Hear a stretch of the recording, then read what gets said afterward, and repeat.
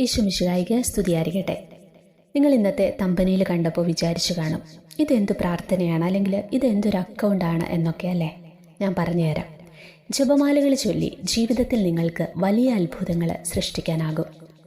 കുറേ വർഷങ്ങൾക്ക് മുമ്പ് ആരും എൻ്റെ വാട്സപ്പിൽ അയച്ചു തന്ന ഒരു വീഡിയോയാണ് എനിക്ക് ഇങ്ങനൊരു അക്കൗണ്ട് തുടങ്ങി പ്രാർത്ഥിക്കാൻ പ്രചോദനമായത്.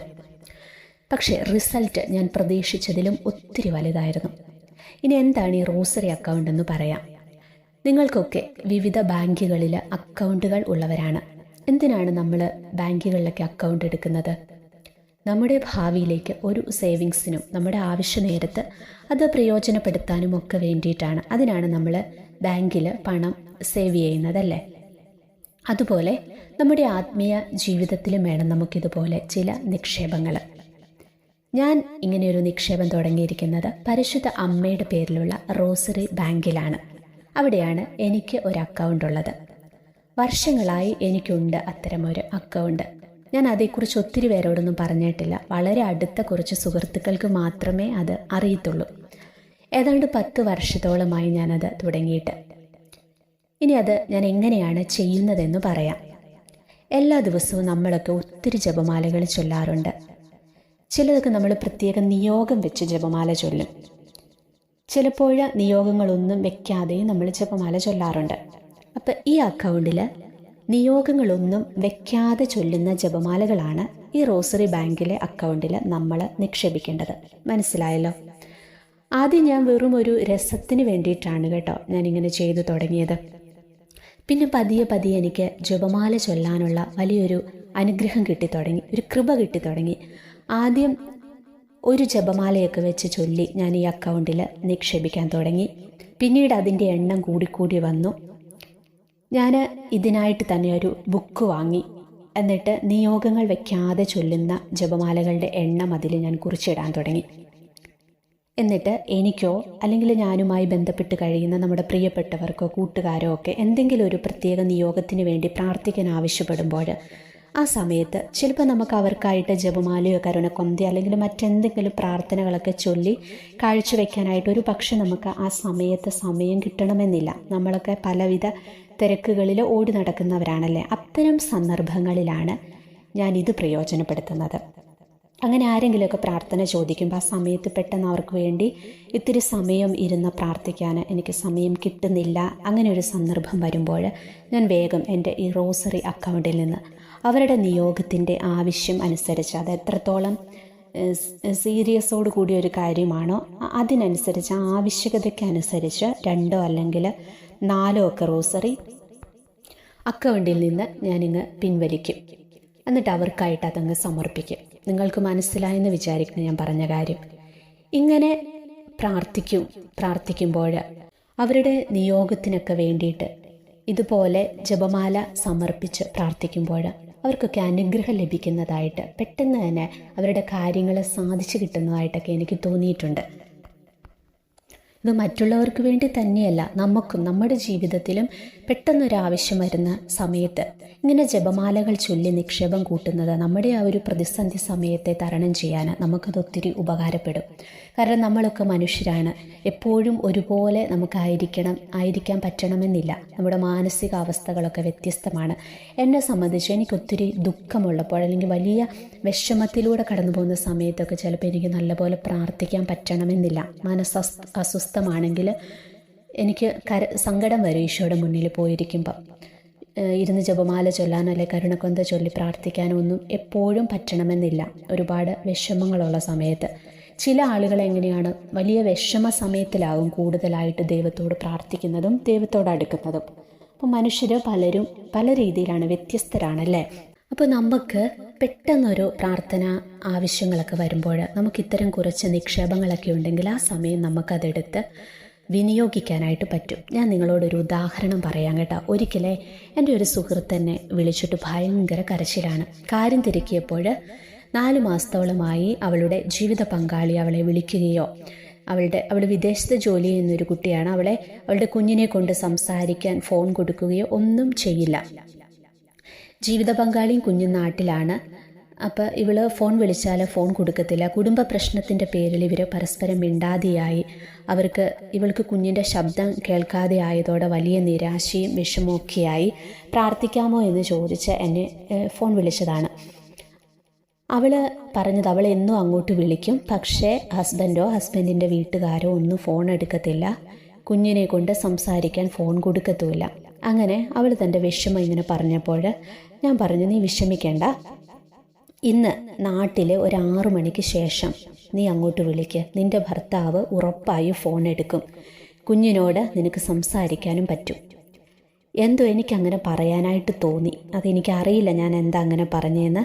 അവളുടെ ആ സങ്കടം കണ്ടിട്ട് ഞാൻ അവളെ ആശ്വസിപ്പിക്കാൻ വേണ്ടി അങ്ങനെ പറഞ്ഞതാണ്. എന്നിട്ട് ഞാൻ പറഞ്ഞു, ഞാൻ പ്രാർത്ഥിക്കാം, നീ സമാധാനത്തോടെ ഇരിക്കാൻ പറഞ്ഞ് ഫോൺ വെച്ചു. ഞാൻ ആ സമയം ജോലിയിലായിരുന്നു. എങ്കിലും അവൾക്കായി മനസ്സിൽ പ്രാർത്ഥിച്ചുകൊണ്ടാണ് ഞാൻ എൻ്റെ ജോലിയൊക്കെ ചെയ്തത്. പെട്ടെന്നാണ് എനിക്ക് ഓർമ്മ വന്നത് നമ്മുടെ റോസറി ബാങ്കിലെ നിക്ഷേപത്തെക്കുറിച്ച്. അപ്പോൾ ആ സമയത്ത് ഞാൻ ഇതേക്കുറിച്ച് അറിഞ്ഞ് ഇങ്ങനെ ഒരു അക്കൗണ്ടൊക്കെ തുടങ്ങി. കുറേശ്ശെ ജപമാലകളൊക്കെ ചൊല്ലി. എനിക്ക് തോന്നുന്നു ഏകദേശം അന്നൊരു 10 കൊന്തയായിരുന്നു എൻ്റെ അക്കൗണ്ടിൽ ഉണ്ടായിരുന്നുള്ളൂ. അപ്പോൾ പതിയെ നമ്മുടെ ഈ അക്കൗണ്ടിലെ നിക്ഷേപങ്ങളൊക്കെ ഇങ്ങനെ സൂക്ഷിച്ചു വരുന്ന ഒരു സമയമായിരുന്നു. അപ്പോൾ ഇവളിങ്ങനെ ഒരു കാര്യം പറഞ്ഞപ്പോൾ പെട്ടെന്ന് എനിക്ക് ഇതിപ്പോൾ പറ്റിയ അവസരമാണ്, ഇവിടെ ഇതെടുത്ത് പ്രയോജനപ്പെടുത്താം എന്ന് കരുതി ഞാൻ അങ്ങനെ മാതാവിനോട് പറഞ്ഞു, അമ്മേ, ഞാൻ ഈ ചൊല്ലിയിട്ടിരിക്കുന്ന ജപമാലയിൽ നിന്ന് എൻ്റെ കൂട്ടുകാരിക്കായിട്ട് ഇതിൽ നിന്നൊരു 5 റോസറി ഞാൻ പിൻവലിക്കുകയാണ്. അവളുടെ നിയോഗത്തിൻ്റെ മേലെ ഈശോയുടെ കരുണയുണ്ടാകാൻ അമ്മ പ്രാർത്ഥിക്കണം. ഇന്ന് അവളുടെ ജീവിത പങ്കാളിയെ ഫോൺ വിളിക്കുമ്പോൾ അദ്ദേഹം ഫോൺ എടുക്കുകയും അവളോട് സ്നേഹപൂർവ്വം സംസാരിക്കുകയും ചെയ്യണം. അമ്മ എന്നെ നാണം കെടുത്തരുതേ, അവൾ വലിയ പ്രതീക്ഷയിലാണ് എന്നൊക്കെ പറഞ്ഞ് ഞാൻ മാതാവിനോട് പ്രാർത്ഥിച്ചു. ഇങ്ങനെ ഏകദേശം രാത്രി ഒരു 8 മണിയൊക്കെ ആയപ്പോൾ അവൾ വളരെ സന്തോഷത്തോടെ എന്നെ ഫോൺ വിളിച്ചിട്ട് ചോദിച്ച ആദ്യത്തെ ചോദ്യം, നീ ഇന്ന് എന്ത് പ്രാർത്ഥനയാണ് എനിക്ക് വേണ്ടി ചൊല്ലിയതെന്നാണ്. അപ്പം ഞാൻ പറഞ്ഞു, ഞാൻ പ്രത്യേകമൊന്നും ചൊല്ലിയില്ല, നിനക്ക് വേണ്ടിയിട്ട് ഒരു 5 ജപമാല ഞാൻ സമർപ്പിച്ചു, അത്രയേ ഉള്ളൂ എന്ന് പറഞ്ഞു. അപ്പോൾ അവൾ എന്നോട് പറയുകയാണ്, 7 മണിക്ക് അവളുടെ ചേട്ടായിയെ വിളിച്ചു. അദ്ദേഹം ഫോൺ എടുത്തു. 2 പേരും പരസ്പരം കുറേ നേരം സംസാരിച്ചു. പ്രശ്നങ്ങളെല്ലാം പറഞ്ഞു തീർത്തു. കുഞ്ഞിന് ഫോൺ കൊടുത്തു. കുഞ്ഞുമായിട്ട് മിണ്ടി. അവൾ വളരെ സന്തോഷത്തോടു കൂടിയ കാര്യങ്ങളൊക്കെ എന്നോട് ഷെയർ ചെയ്യുകയാണ്. ഏതാണ്ട് 1 മണിക്കൂറോളം അവർ സംസാരിച്ചു. എനിക്ക് ഒത്തിരി സന്തോഷമായി എന്ന് അവൾ എന്നോട് പറഞ്ഞപ്പോൾ അത് കേട്ടപ്പോൾ എനിക്ക് അതിലും സന്തോഷമായി. ഒരാവശ്യ സമയത്ത് ഈ ഒരു സേവിങ്സ് എനിക്ക് സഹായമായല്ലോ എന്ന് ഞാൻ ഓർത്തു.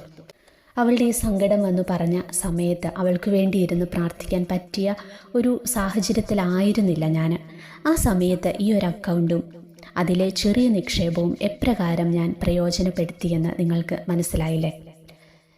പിന്നീട് ഒരിക്കലും ഇന്നും അവർ വളരെ സന്തോഷത്തോടു കൂടിയാണ് കേട്ടോ. ഞാൻ ഇടയ്ക്കൊക്കെ അവർക്ക് മെസ്സേജ് അയക്കാറുണ്ട്, എങ്ങനെ പോകുന്നു നിങ്ങളുടെ കുടുംബജീവിതം എന്നൊക്കെ ചോദിച്ച്. അവർ വളരെ സന്തോഷത്തോടു കൂടിയാണ് ഇപ്പം അവർ ജീവിക്കുന്നത്. അതിനുശേഷം അങ്ങനെ ഒത്തിരി അവർ പിണങ്ങുകയോ അങ്ങനെ ഫോൺ വിളിക്കാതിരിക്കുകയോ ഒന്നും ചെയ്തിട്ടില്ല എന്നാണ് അവൾ എന്നോട് പിന്നീട് പറഞ്ഞത്. ഇതൊക്കെ നമ്മുടെ ഒരു സിമ്പിൾ വിശ്വാസത്തിൽ നിന്നുകൊണ്ട് ചെയ്യേണ്ട കാര്യങ്ങളാണ്. നമ്മൾ ചൊല്ലുന്ന ഓരോ നന്മ നിറഞ്ഞ മറിയും പോലും ഒരിക്കലും വെറുതെയാകത്തില്ല. റോസറി അക്കൗണ്ട് തുടങ്ങിയതിന് ശേഷം ലഭിച്ച എൻ്റെ ആദ്യത്തെ അനുഗ്രഹമായിരുന്നു ഞാനിപ്പോൾ നിങ്ങളോട് ഷെയർ ചെയ്ത കാര്യം. ഇനിയുമുണ്ട് ഒരുപാട് അനുഗ്രഹങ്ങൾ എനിക്കെൻ്റെ ലൈഫിൽ കിട്ടിയിട്ടുണ്ട്. പ്രാർത്ഥിക്കാൻ സമയം കിട്ടാത്ത സമയത്തൊക്കെ ഞാനിതെടുത്ത് വിനിയോഗിച്ചത് മൂലം കിട്ടിയ ഒരുപാട് അനുഗ്രഹങ്ങളുണ്ട്. പിന്നീട് സമയം കിട്ടുമ്പോഴൊക്കെ ഞാനിങ്ങനെ ജപമാല ചൊല്ലി അക്കൗണ്ടിൽ നിക്ഷേപിക്കാൻ തുടങ്ങി. ആവശ്യ സമയത്ത് എടുത്ത് ഉപയോഗിക്കാൻ തുടങ്ങി. അങ്ങനെ പതിയെ ഇതിലൂടെ ജപമാല ചൊല്ലാനുള്ള എൻ്റെ മടി മാറിക്കിട്ടി. ഒപ്പം ജപമാലയോട് ഒരുപാട് ഇഷ്ടം തോന്നി തുടങ്ങി. ഇതുപോലെ പറയാനാണെങ്കിൽ ഒത്തിരി അനുഗ്രഹങ്ങൾ എനിക്ക് ലഭിച്ചിട്ടുണ്ട് കേട്ടോ. പിന്നീടൊരു വീഡിയോയിൽ ഞാൻ അതേക്കുറിച്ച് പറയും. ഒരു വലിയൊരു അനുഭവം, മരണത്തിൻ്റെ നിഴൽ വീണ താഴ്വരയിൽ നിന്ന് ഒരാളെ രക്ഷിച്ചു കൊണ്ടുവന്ന വലിയൊരു സാക്ഷ്യമുണ്ട്. അതിനുവേണ്ടി ഞാൻ സമർപ്പിച്ച ജപമാല എത്രയെന്നും ഒക്കെ ഞാൻ നിങ്ങളോട് ഷെയർ ചെയ്യാം. അപ്പോഴാണ് നിങ്ങൾക്ക് ഇതിൻ്റെ ഇപ്പം കേൾക്കുമ്പോൾ നമുക്ക് ചിലപ്പോൾ ഒരു നിസ്സാരമായിട്ട് ഈ കാര്യം തോന്നാം. ചിലരൊക്കെ എന്നെ കളിയാക്കാറുണ്ട് ഞാൻ പറയുമ്പോൾ, നിനക്ക് വട്ടാണോ എന്നൊക്കെ ചോദിക്കുക. അതാണ് ഞാൻ പറഞ്ഞത്, നമ്മുടെ ഒരു സിമ്പിൾ വിശ്വാസത്തിൽ നിന്നുകൊണ്ട് നമ്മൾ ചെയ്യുന്ന കാര്യമാണ്. നമുക്കെങ്ങനെയും നമ്മുടെ ഈശോയെയും പരിശുദ്ധ അമ്മയൊക്കെ സ്നേഹിക്കുക. അതാരെയും ബോധ്യപ്പെടുത്തി നമ്മൾ ചെയ്യേണ്ട കാര്യമല്ല. അത് നമ്മളും ഈശോയും അല്ലെങ്കിൽ നമ്മളും പരിശുദ്ധ അമ്മയും മാത്രമായിട്ടുള്ള ഒരു ബന്ധമാണത്. ഇന്നത്തെ വീഡിയോ ഒത്തിരി നീണ്ടു പോയതുകൊണ്ടാണ് ഞാൻ ആ കാര്യങ്ങളൊന്നും ഷെയർ ചെയ്യാത്ത. വേറൊരു വീഡിയോയിൽ ഞാനത് പറയാൻ കേട്ടോ. ഞാനിത് ജസ്റ്റ് നിങ്ങളോടൊന്ന് ഈ ഒരു കാര്യം നിങ്ങളോട് ഷെയർ ചെയ്തു എന്നേ ഉള്ളൂ. നിങ്ങൾക്ക് താല്പര്യമുണ്ടെങ്കിൽ ഇങ്ങനെ ചെയ്ത് നോക്കിയാൽ മതി, പ്രാർത്ഥിച്ചാൽ മതി കേട്ടോ. ഞാൻ പറഞ്ഞതുപോലെ ഈശോയും പരിശുദ്ധ അമ്മയും ആയിട്ടുള്ള വ്യക്തിപരമായ ബന്ധം അത് ഓരോരുത്തർക്കും ഓരോ തരത്തിലുള്ളതാണ്. ഇപ്പം ഞാൻ ഈ ചെയ്തതുപോലെ നിങ്ങൾ ചെയ്യണമെന്നില്ല. ഞാൻ ചെയ്യുന്ന ഒരു കാര്യം അതിൽ നിങ്ങൾക്ക് ആർക്കെങ്കിലുമൊക്കെ ഒന്ന് പ്രചോദനമായാൽ, നിങ്ങൾക്കും അങ്ങനെ ചെയ്യണമെന്ന് തോന്നിയാൽ ചെയ്തോട്ടെ എന്ന് കരുതി ഞാൻ പറഞ്ഞതാണ്. ഇങ്ങനെ നമ്മൾ ജപമാലകൾ, ഒരു പക്ഷേ നിങ്ങൾ ഒരു ജപമാല പോലും ചൊല്ലാത്തവരോ ഒത്തിരി ജപമാല ചൊല്ലാൻ മടിയൊക്കെയുള്ള ഒത്തിരി ആളുകളെ ഞാൻ കണ്ടിട്ടുണ്ട്. അങ്ങനെയുള്ള ആരെങ്കിലുമൊക്കെ ഇത് കേൾക്കുന്നുണ്ടാകും. പക്ഷെ നിങ്ങൾ ഇച്ചിരി ത്യാഗം സഹിച്ച് ബോധപൂർവം ഇരുന്ന് നിങ്ങളൊന്ന് ജപമാല ചൊല്ലി നോക്കിക്കുക. പതിയെ പതിയെ നമുക്ക് ആ ജപമാല ചൊല്ലാനുള്ള നമ്മുടെ ഒരു തടസ്സം ഉണ്ടല്ലോ, അത് മാറിക്കിട്ടും, ഉറപ്പാണ്. പിന്നീട് നിങ്ങൾക്കിതങ്ങ് ചൊല്ലി നമ്മൾ ആ ഒരു കൃപയിൽ വന്നാൽ നിങ്ങൾക്ക് പിന്നെ ഒത്തിരി ജപമാല ചൊല്ലാതിരിക്കാൻ പറ്റാതെയായിപ്പോൾ അത്രയും നമ്മൾ ആഗ്രഹത്തോടെ ഇഷ്ടത്തോടു കൂടി നമ്മൾ ഒരുപാട് ജപമാലകൾ ചൊല്ലും. ഓരോ ജപമാലയും വലിയ അനുഗ്രഹമാണ് ജപമാല പ്രാർത്ഥനയിലൂടെ നമുക്ക് കിട്ടുന്നത്. അത് അനുഭവിച്ച് നമ്മൾ അറിയണം. എങ്കിൽ മാത്രമേ നമുക്ക് പിന്നീട് നമ്മൾ ഒരിക്കലും പുറകോട്ട് പോകാൻ നമുക്ക് പറ്റത്തില്ല. പരിശുദ്ധ അമ്മയിലൂടെ നമ്മൾ ഈശോയിലേക്കാണ് അടുക്കുന്നത്. ഈശോയെയാണ് നമ്മൾ കൂടുതൽ സ്നേഹിക്കാൻ, അമ്മ നമ്മളെ ഈശോയെ കൂടുതൽ സ്നേഹിക്കാനായിട്ട് പഠിപ്പിക്കും. അപ്പം ആർക്കെങ്കിലുമൊക്കെ ഇതൊരു പ്രചോദനമായാലായിക്കോട്ടെ എന്ന് കരുതി ജസ്റ്റ് ഞാനൊന്ന് ഷെയർ ചെയ്തെന്നേ ഉള്ളൂ കേട്ടോ. ഇത് കേട്ടുകൊണ്ടിരുന്ന എല്ലാവരെയും ഈശോ ഒരുപാട് അനുഗ്രഹിക്കട്ടെ. പരിശുദ്ധ അമ്മയുടെ സഹായം, സാന്നിധ്യം, സംരക്ഷണം നിങ്ങൾക്കെല്ലാവർക്കും എപ്പോഴും ലഭിക്കട്ടെ എന്ന് പ്രാർത്ഥിക്കുന്നു.